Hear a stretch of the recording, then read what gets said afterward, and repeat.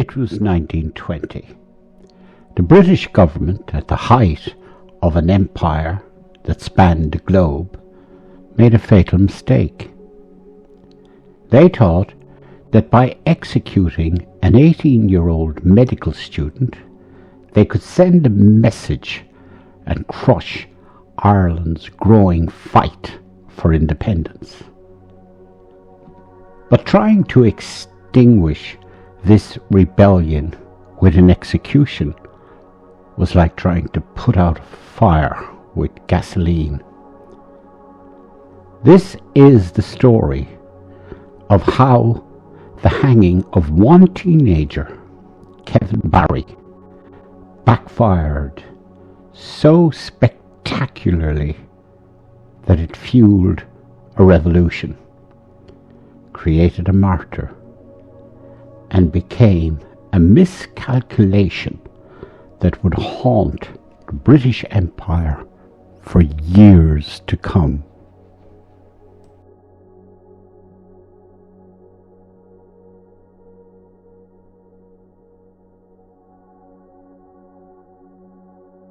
Before the martyr, there was the young man, Kevin GERARD Barry, born in Dublin in 1902, was by all accounts a pretty typical teenager, a gifted student. He'd won a scholarship to study medicine at the University College in Dublin. His friends would say he was generous, popular, and loved dancing, movies and sport. He played rugby and hurling, and he even drew cartoons of his sisters in his school notebooks. He was a son, a brother, a promising student. What was that? Whose future seemed set, a life dedicated to healing. But this was Dublin in 1919, and the city was a tinderbox. The Easter Rising of 1916 had been crushed, but the dream of Irish independence hadn't been extinguished. It had just been driven underground, where it smouldered like a coal seam fire, waiting for a single spark to erupt. It was a world of shadows and secrets, where ordinary life was often just a cover for revolutionary activity. And, unknown to almost everyone, even his closest friends, Kevin Barry was living a double life. At just 15, while he was still in school, he joined the Irish Volunteers, the group that would become the Irish Republican Army, the IRA. At first it was small things, carrying messages, cutting telegraph wires, gathering information. But as he got older and more trusted, the work became more dangerous. By the summer of 1920, now a university student, he was a section commander, taking part in raids to capture desperately needed weapons for the IRA. So why? Why would a promising medical student with such a bright future risk it all? For young men like Barry, Ireland wasn't a part of the United Kingdom. It was a country occupied by a foreign power. The dream of a free Irish Republic was an all-consuming passion. Joining the IRA wasn't a choice for violence, but a duty. Barry was part of a generation that saw this fight as their inheritance. In his own mind, he was a soldier in a real army. The British, however, saw him as a criminal, a murderer, a terrorist. It was like two trains running on the same track in opposite directions, each convinced the other would move. The collision was inevitable, and it was about to be fatal.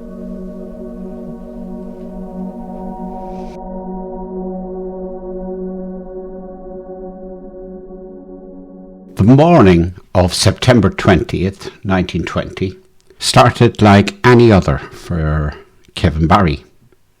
He went to Mass and then headed not to his university lectures, but to a meeting with his unit. Their mission seemed simple enough: ambush a British Army truck, disarm the soldiers and take their weapons. The IRA was starving for guns, and raids like this were their main source of supply. The ambush was set for 11 o'clock a.m., leaving just enough time for Barry to get back to school for a medical exam at 2 o'clock p.m. He was still a student after all. The unit took their positions. Barry's job was to cover the back of the truck, but this seemingly simple plan started to unravel like a single thread pulled from a sweater. The truck was late. The minutes ticked by, stretching into an hour. Finally, it rumbled into view. The IRA volunteers sprang their trap, surrounding the truck, yelling at the soldiers to drop their weapons. At first they did, but then a single shot rang out. To this day, no one knows for sure who fired first. Whatever happened, that one shot shattered the peace. The quiet street exploded into a chaotic firefight. In the middle of it, Kevin Barry's pistol jammed. He tried to clear it, but it jammed again. As his comrades started to pull back, he was left exposed. Desperate, he dove under the army lorry for cover. It was too late. As the shooting died down, a civilian pointed out his hiding spot. The soldiers dragged him out. The ambush was a total failure, and 3 British soldiers, young men about the same age as Barry, lay dead or dying. Kevin Barry, the 18-year-old medical student, was a prisoner. He was thrown into the back of the very truck he'd tried to ambush, right next to the body of Private Harold Washington, one of the soldiers killed in the fight. His war, he must have thought, was over. But his role in the story of Irish independence, that was just beginning.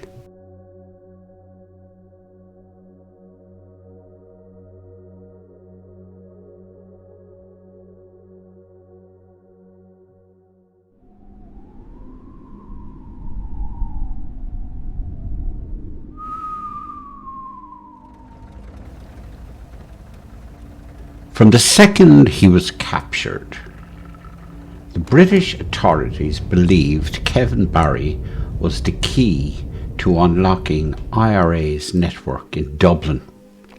He was taken to a nearby barracks and the interrogation began. He gave his name, his uncle's address and his occupation, but after that he said nothing. They wanted names, safe houses, plans, according to a sworn statement Barry later smuggled out of prison. The interrogation turned to torture. He described how soldiers threatened him with a bayonet and twisted his arm so violently he thought it would come out of its socket. An officer allegedly told him that if he didn't talk, he'd be thrown to the furious soldiers in the barrack square. And still, Kevin Barry said nothing. His silence became a shield, deflecting every threat. For the Irish Republican movement, it was an incredible act of courage, more powerful than any speech. Having failed to break him, the government decided to make an example of him under a new law. Barry wouldn't be treated as a prisoner of war, but as a common criminal. He wouldn't get a civilian trial. He'd be tried by a military court-martial for murder. The trial was pure political theatre. Barry didn't just argue his case, he flipped the entire chessboard over. When the court asked how he pleaded, he stood and said, "As a soldier of the Irish Republic, I refuse to recognize the court." That act of defense made the rest of the trial a formality. The prosecutor's argument was like saying, if you help plan a robbery, you're guilty of murder even if you never held the gun. Just by being part of the ambush, he argued. Barry was guilty of all three murders. There was a problem with the evidence. The bullet that killed one of the soldiers was a .45 caliber. But Barry's pistol was a .38 Mauser. It didn't matter. The verdict was already written. Later that evening, an officer read the sentence. He is found guilty on all counts.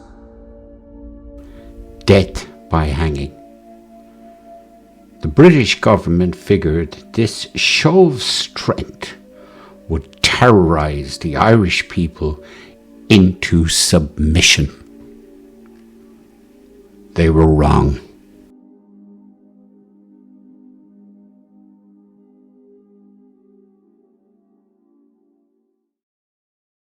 The story of Kevin Barry is a stark reminder of how one event, one person, can change the course of history.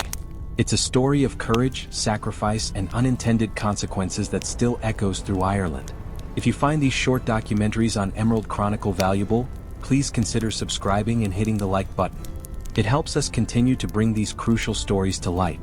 Now, let's explore the firestorm that the British government was about to unleash. I cannot believe it. It's an outrage. Can you believe it? I knew this would happen. This is an outrage. Did you hear the news? I can't believe it.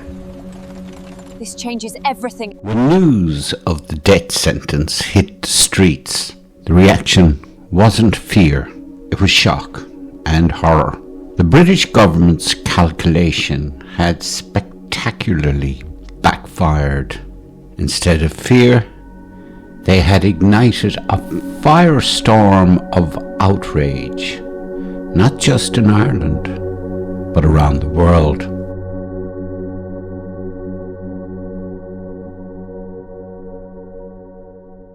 It was a PR nightmare. The image of a global empire preparing to hang a teenager was a propaganda disaster. Appeals for mercy poured in from everywhere. The Archbishop of Dublin, US officials, even the Vatican. But the British government wouldn't budge. They had backed themselves into a corner.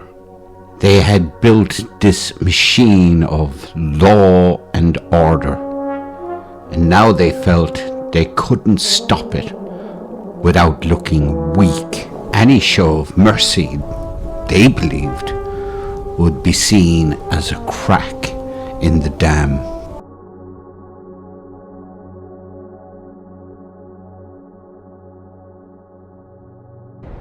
Inside Mountjoy prison, Kevin Barry faced his own death with a stunning calm. He told his sister he wasn't doing anything wonderfully heroic and that no one should make a fuss.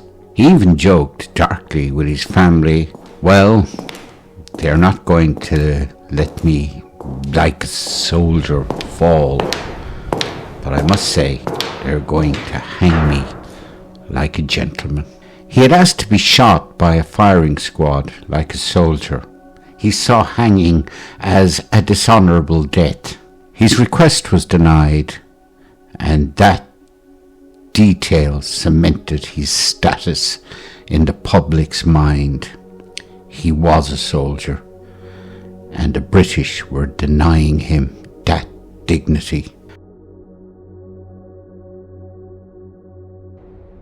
As the morning of November 1st, 1920 crept closer, the air in Dublin was electric. Huge crowds gathered outside Mountjoy prison, kneeling in the cold, damp streets to pray. Workers across Dublin downed their tools in protest. Inside the prison, Barry heard 2 masses. The chaplain who walked with him to the gallows later wrote to Barry's mother, "You are the mother of one of the bravest and best boys I have ever known." At 8 a.m, a bell tolled. A notice was posted on the prison gates. The British government had made its example, but the message people heard wasn't the one they'd send. This wasn't the end of a rebellion. It was the beginning of a new and much bloodier chapter.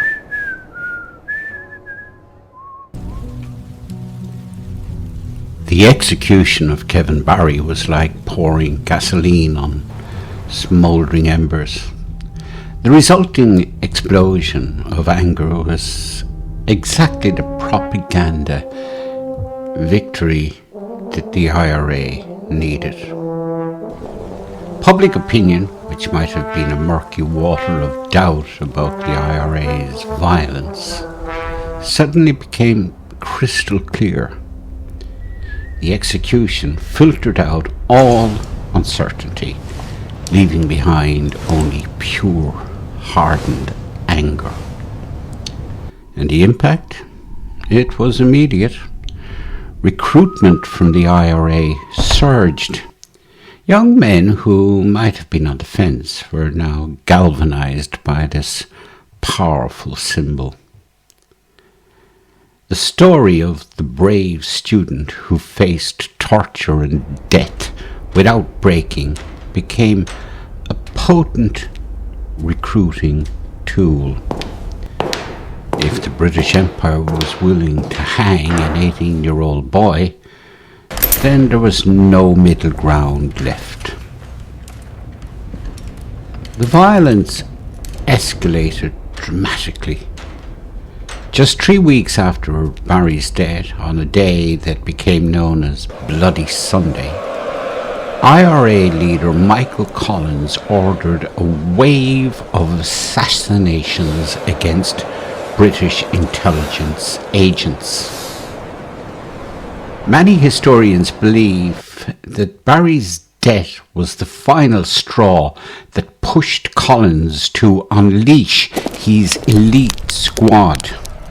That terrible day ended with British forces opening fire on a crowd at a football match, killing 14 civilians. The war entered its most vicious phase. Internationally, Britain's reputation was in tatters. The execution came just after the death of Terence MacSweeney, the Lord Mayor of Cork, from a 74-day hunger strike. The two events together created a story of British tyranny that was simply impossible to ignore. It boosted the Irish cause and ramped up political pressure on London. The British had hoped to look strong. Instead, they looked like bullies. But the most lasting legacy was the creation of a martyr. Almost right after his death, an anonymous author wrote a ballad set to an old tune. The Ballad of Kevin Barry told his story. The words were simple, direct and emotionally devastating. Just a lad of 18 summers, yet there's no one can deny, as he walked to death that morning, he proudly held his head on high. The song spread through the population like dye in water, carried on the air in pubs, prisons and protests. Through that song, a tragic young man was transformed into an immortal symbol.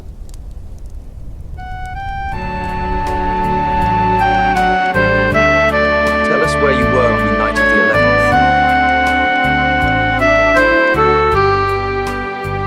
In Mount Jail one Monday morning, high upon the gallows tree, Kevin Barry gave his young life for the cause of liberty.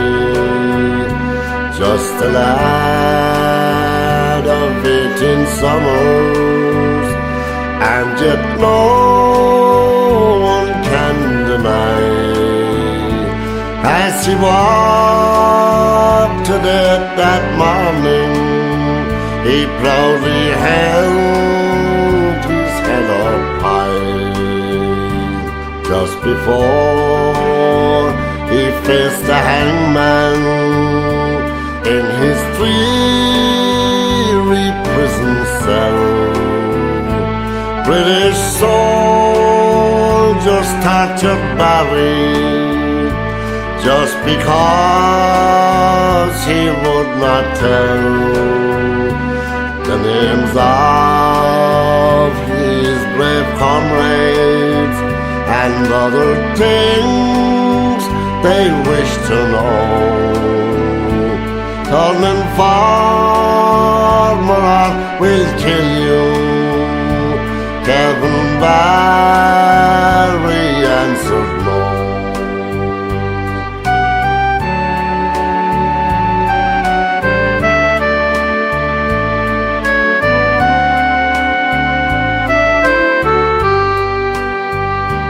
Got me standing to attention while he bade his last farewell to his broken-hearted mother. Oh, sad grief no one can tell, for the cause he proudly cherished this sad parting had to be. Then today, walk softly smiling, that old island might be free. Another martyr for old Ireland, another murder for the crown. Those brutal laws may kill the Irish, but can't keep their spirit down. Lads like Barry are no cowards, from the foe they will not fly. Lads like Barry will free Ireland, for her sake they live and die. Lads like Barry will free Ireland, for her sake they live and die.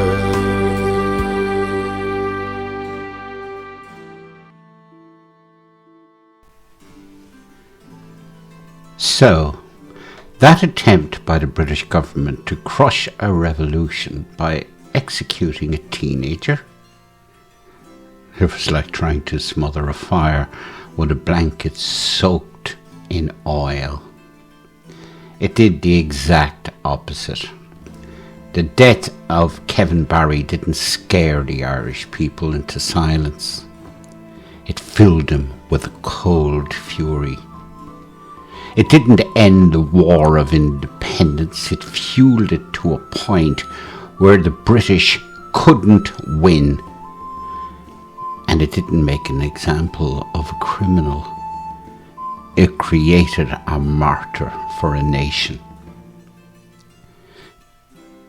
Kevin Barry's body was buried in an unmarked grave inside Mountjoy prison, along with 9 others executed, volunteers who became known as the Forgotten 10.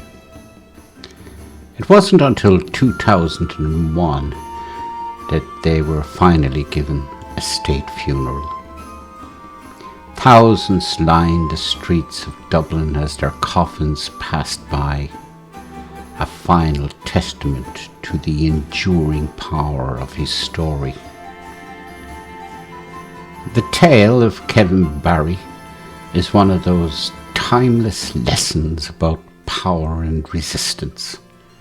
It shows how a government's attempt to display absolute strength can become its greatest weakness. The British Empire won the battle on the gallows of Mountjoy prison on November 1st, 1920. They executed the man, but in doing so, they lost the war for the hearts and minds of a generation. In his death, Kevin Barry, the student soldier, gave the cause of Irish liberty a power that would prove unstoppable. His life was short, but his legacy was a revolution.